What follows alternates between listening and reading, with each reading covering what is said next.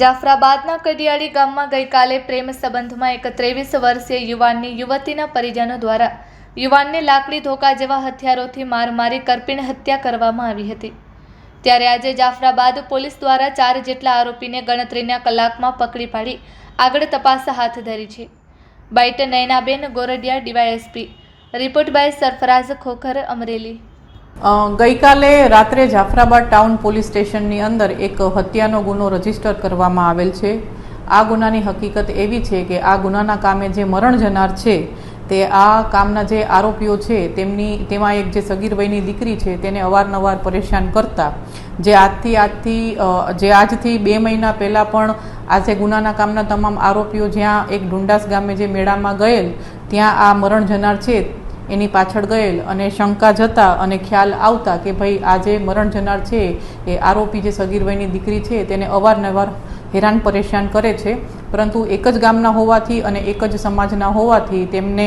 આપસી એક ઈચ્છાથી જ ઘરમેળે સમાધાન થઈ ગયેલ હોય, પરંતુ આ જે મરણ જનાર છે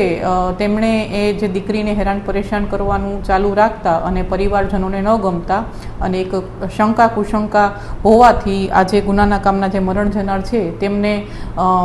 ઘરેથી ત્યાં નીકળતા ત્યારે આ જ ગુનાના કામના તમામ જે આરોપીઓ છે જેનું નામ છે ઘેલાભાઈ નારણભાઈ સોલંકી તેમજ કુંવરબેન ઘેલાભાઈ સોલંકી, એમના ધર્મપત્રી એક સગીર વયની દીકરી તેમજ